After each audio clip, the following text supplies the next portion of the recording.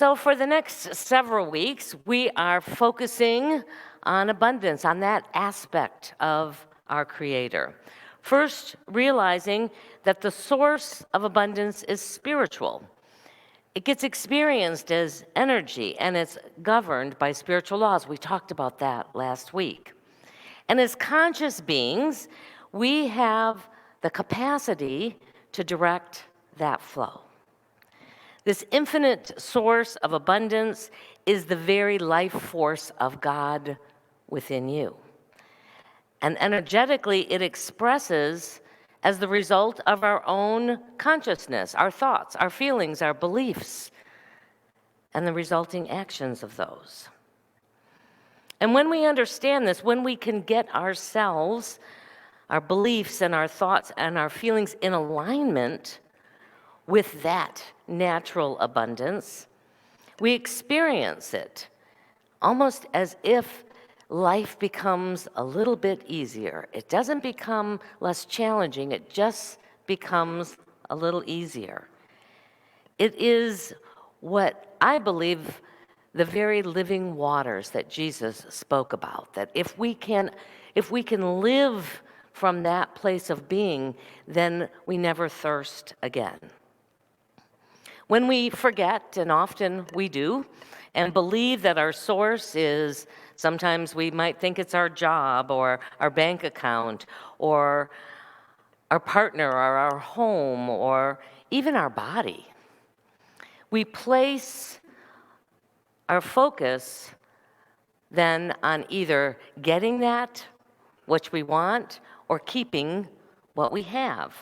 And we become attached to it. And that attachment to material things slows down and sometimes can even block that flow, that abundance in our lives. It's sort of like getting kinks in your garden hose, you know?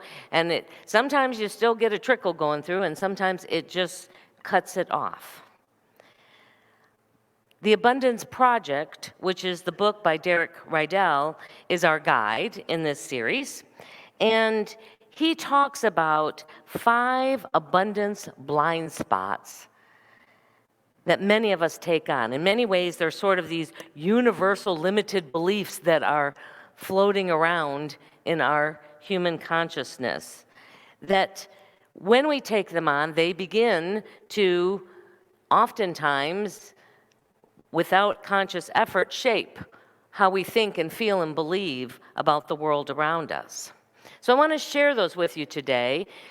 This first step is just being aware of it and looking at, perhaps there might be some that have crept into my own experience and thoughts and feelings about how I navigate life. So the first blind spot that he talks about is that we are separate from our good and must get it, or achieve it, or attract it. How many of you have found yourselves at some point in another? We live in a country that says we got to go out, we got to do our best, we got to strive to get what we want. And in truth, the awakened truth, he calls it, is that we're one already with our good. We can't add or lose anything. It's counterintuitive in some cases to our human experience, where it feels like we're losing some of our good. But the truth is that it might change form, but the good is always still present. And, you know, this is certainly a challenging one because we've sort of been conditioned from birth that we're separate. Our 5 senses tell us that we're separate. Our ego operates in many ways largely on this default separation creating program. And seeing ourselves as separate was necessary in our early human evolution. Being able to separate my body from yours and protect the body was an important part of our ongoing growth into this human experience. Seeing our family as separate from another allowed us to have that sense of being able to protect that unit. Seeing our tribe or our village or our nation as separate gave another measure of protection, amongst the people who were living, especially in those early times. And it also helped develop certain values and certain capacities within those different tribes and nations. This paradigm of separation, though, can only take us so far. Just like we talked about last week, that this natural evolutionary process may get us to a certain part, but then really to evolve and grow, we have to move beyond that. While it helps us to understand or preserve an isolated part, it can never bring us to an awareness of the whole. I want you to hear that. It has value in helping to protect and preserve parts, whether it's parts of our body, whether it's parts of the human race, whether it's countries helping to be preserved, but it will never allow us to have the experience of the whole and how it operates together. Think about this. Think about how the medical field has evolved. It used to be that you had a country doctor and he had to kind of look at the whole environment and the whole person and make decisions based on that. But as we become better at healing our bodies, it's also become more specialized. We've got people that specialize in different parts of the body to bring about greater healing. What we haven't quite seemed to get yet in our medical field is that there's the whole aspect that has to be considered. It's not just about healing that piece, that part in the body. We have to take in consideration the mental and the emotional, the energetic, and the spiritual aspects of the whole to have lasting healing. All of the great mystics teach something like this, that we are dreaming that we're separate from God and from Source and ultimately from each other, which creates our suffering. And we have to remove that blind spot in order to realize our oneness. To live as Jesus did. He regularly said, "The Father and I are one." There was no separation. And because he had that connection, he was able to see all of the people around him, even those who despised him, as one, as part of that wholeness. The second blind spot that the author talks about is one that is probably especially unconsciously held in this country, that money and material things are wealth. And the awakened truth is that real wealth is invisible, it's infinite, and it is within you. Mary Mann Morrissey, a New Thought prosperity teacher, often said this, and it stuck with me. It says, "The only real value that money has is to make you comfortable enough to be able to pursue your purpose and your passion. That's its only value. It adds nothing to us, but it does, it's a reality in our world, make it easier for us to navigate the world." He tells us that the signs that we may be operating from this blind spot, ways that we can begin to see, are there some aspects of this where I've taken on a belief, perhaps even unconsciously. So the first of those blind spots is that you judge what you're capable of doing based on your bank account or your education or your past experience. You go, "Oh, I can't do that. I don't have the money to do that. I don't have the talent to do that. I don't have whatever those resources are. So therefore, we just don't do it." That this might be a blind spot if we find ourselves sacrificing our authentic values or our true purpose in exchange for a paycheck.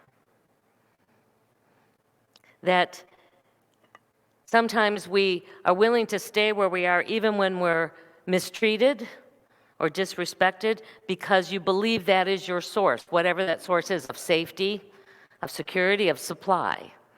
You're too afraid, so you'll stay, even in places that seem to not really bring you an abundance.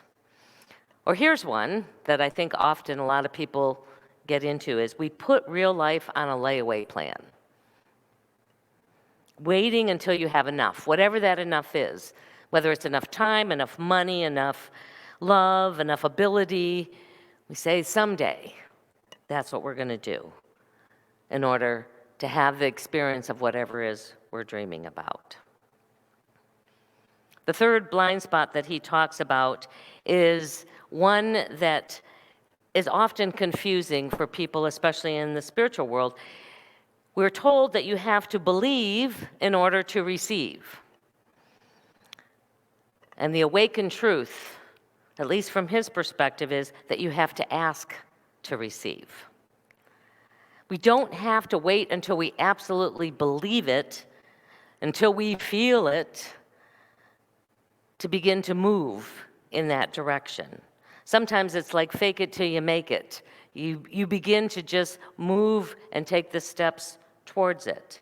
This is usually the tactic that fear will say, well, I'm not really ready yet. I don't fully believe it yet. I'm going to do a little more studying. I'm going to take another class. I'm going to do, and I know a lot of you, just one more thing, and then I will really feel like I'm ready to go out and do it.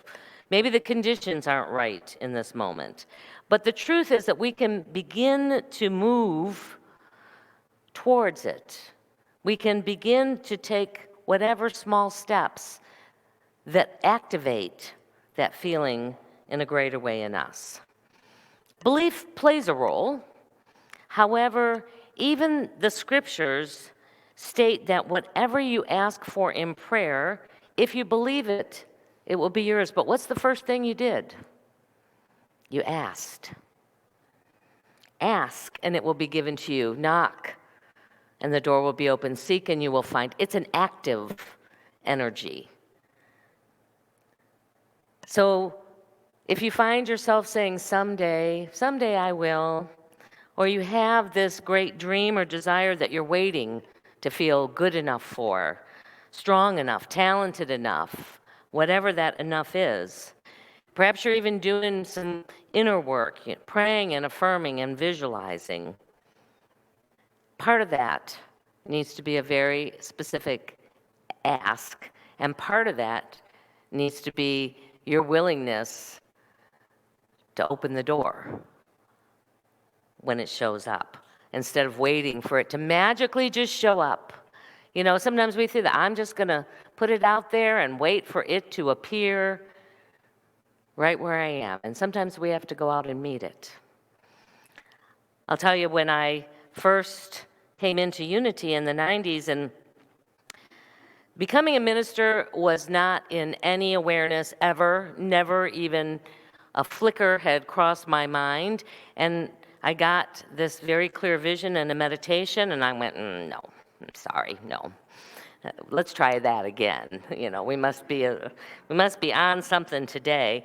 And as it stayed with me, and persisted knocking, tapping on my heart, and I kept the door going, no, that's not the right door. And it was even confirmed even more in my mind when I finally did get the courage and come to talk to Reverend Carol, and she told me what was involved. And at that time, you needed a bachelor's degree, you needed, 12 classes, and then you would go off to Unity Village in Missouri for 2 years. And I'm like, well, there's no way that's ever going to happen, because my husband's not going to move. I got kids here in school, and, I wouldn't be able to work. And I got to pay all this tuition?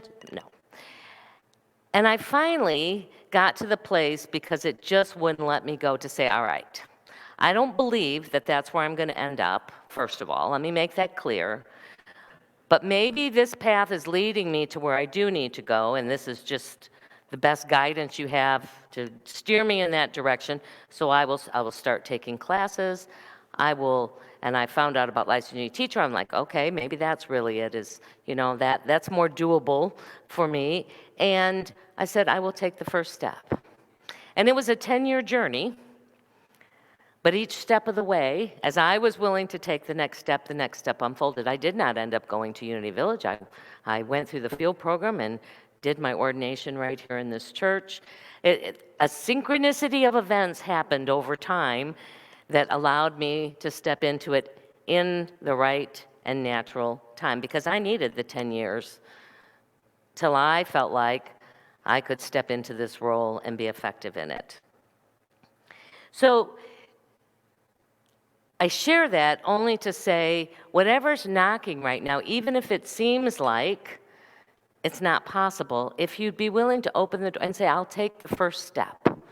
Tell me what the first step is, and I'll take that step. And I'll let go of what or where or how long it's going to take me to end up wherever that's guiding me and guiding my life in that direction. One of the practices that he offers that helps us be able to feel a little more connected and remember that this creative energy we call God is our actual source, and that there is guidance beyond what our five senses can give us, is something he calls a 1-minute mystic practice. And that's what we're going to do today for our meditation time. So I would just invite you to join with me as we get ready to move our attention inward. You might want to close your outer eyes just so that you can be more focused and see more clearly the inner visions that might arise in this quietness. Become aware of your breath, for the breath is truly in this present moment. And it is only in the present moment that we can connect and meet and be one with Spirit.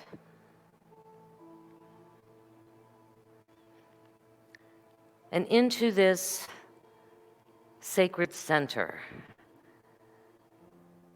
where we are listening with our ears that are attuned to our heart, I invite you to bring to mind a time, perhaps it's happening right now, perhaps it's something in your recent past, where you felt fearful and or limited by the circumstances for something your heart is calling you to step into. Take a few deep breaths into that awareness and remind yourself that you're not experiencing reality, that you're in a blind spot. Imagine asking for and getting what you need,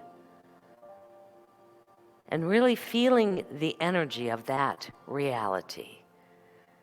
That there is that unlimited flow of good, of abundance. It is within you, it is all around you, it is supporting you and guiding you. Just breathe into that reality for a moment. Letting that flow, that limitlessness, fill your chest, fill your diaphragm, and flow out into every part of your body.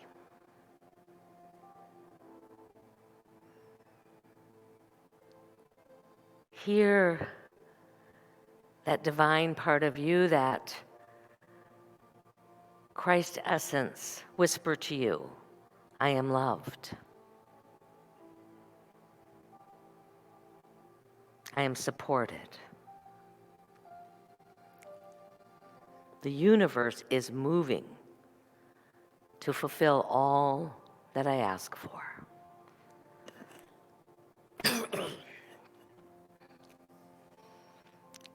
Take another deep breath and begin to bring your attention back to this time and to this space. Aware once again of your body and the chair that's supporting you, the sounds in the room. And whenever you're ready, you can open your eyes.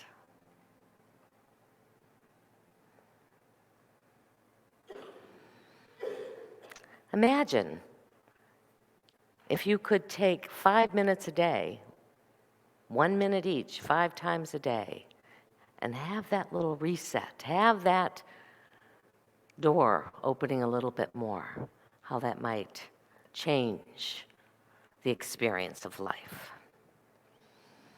So there's 2 more blind spots I want to share this morning. The fourth is that you have to adapt to circumstances.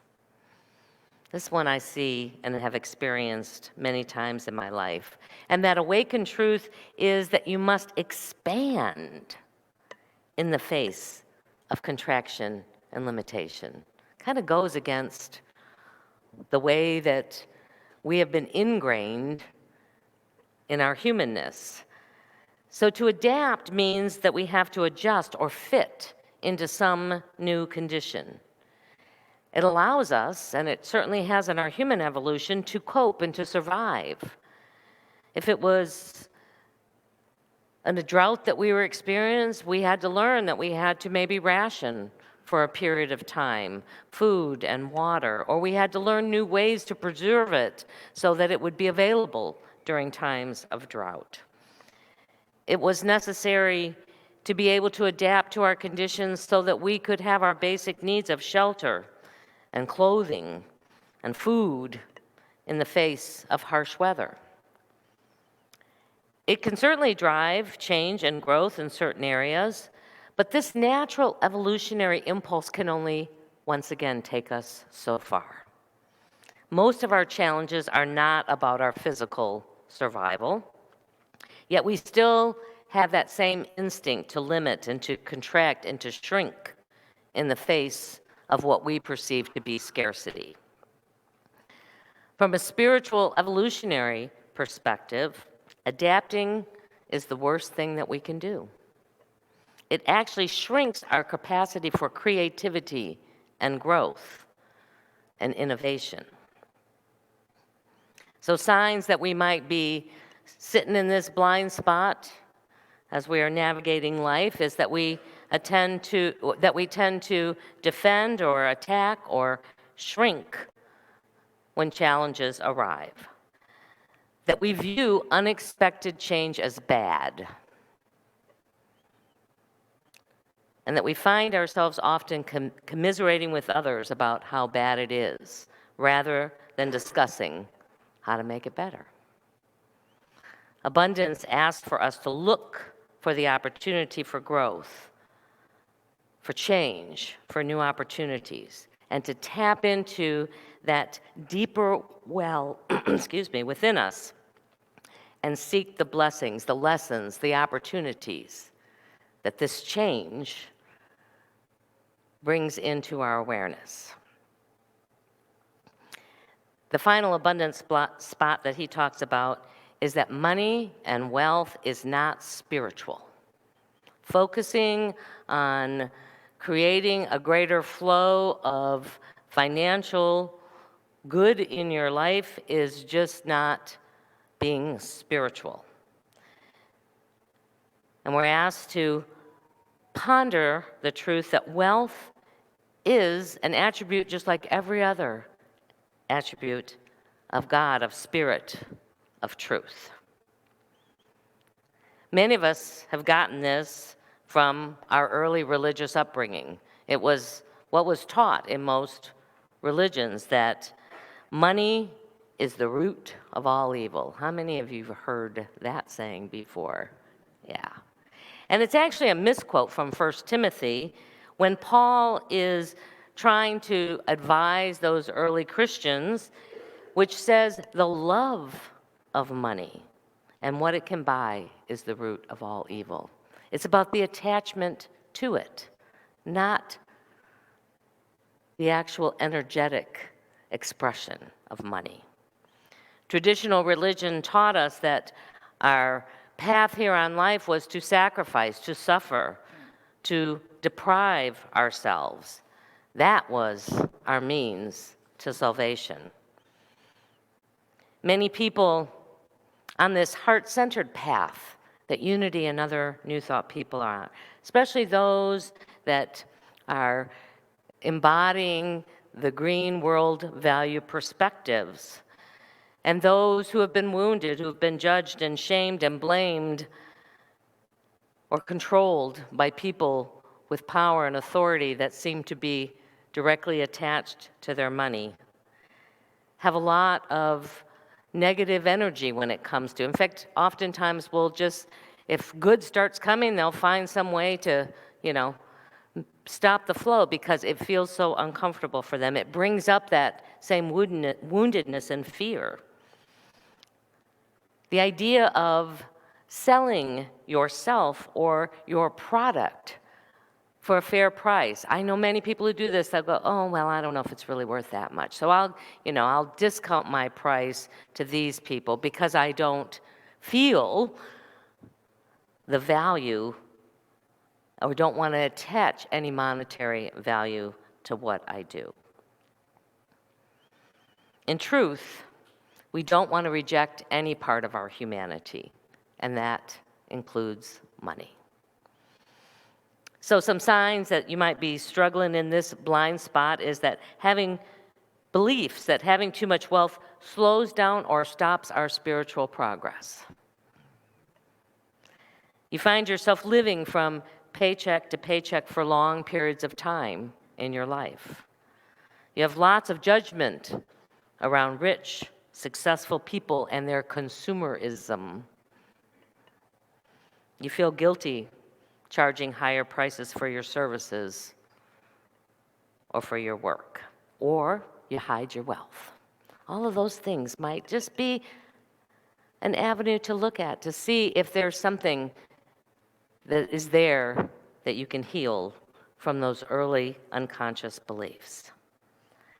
The very act of becoming aware that you may have some abundance blind spots in some aspect of your life, the flow of money in your life, the flow of health in your life, the flow of loving relationships in your life, the flow of purpose and passion in your life, just being aware of it can begin this transformative process of stepping further and further into that divine, abundant flow of life. So the invitation and the challenge for you this week, I'm going to invite you to just take 5 minutes a day, 5 times a day, 1 minute, 5 times a day, and just take that minute to breathe, to feel that connection with the unlimited abundance, and to ask for what you need in that moment. And then let it go and see how it changes your life. I guarantee you, if you'll commit to doing it, it will blow you away the way the universe will rush in and support you. You know, change and growth are messy and they take effort, and it is the very process where we get to strengthen who we are, where we develop our wisdom, and where we expand our capacity to love, so that we can ultimately fulfill the purpose for each have come to this earth to do, which is to make a positive difference in our worlds and in our lives. And for that, we simply say thank you. Well, what I do know is that gratitude is the energy that's closest to abundance. So sometimes that is what we can at least focus on to shift. If we find ourselves living in that world of not enoughness, to remember what we do have and to bless and to give thanks for that in our lives has the capacity to begin to open up other channels. So today we are extending our gratitude to each of you and for the many ways in which you support this community. It is our opportunity now to share. It is with that gratitude that we take these gifts into our hands and into our hearts and bless them together.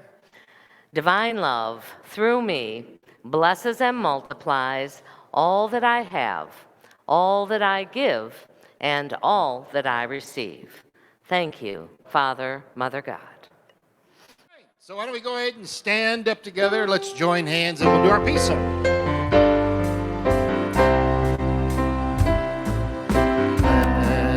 there be peace on earth and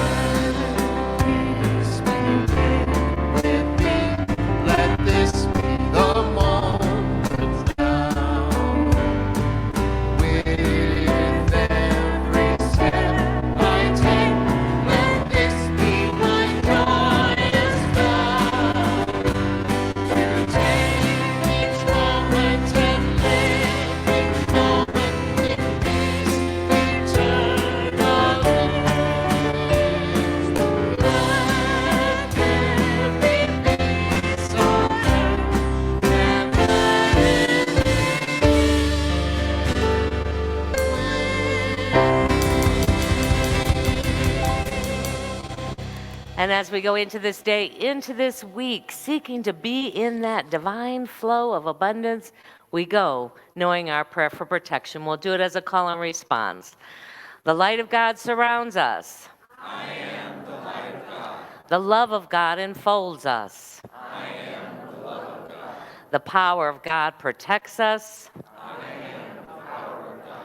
The presence of God watches over us. I am the presence of God. Together, wherever we are, God is, and all is well. Gotta be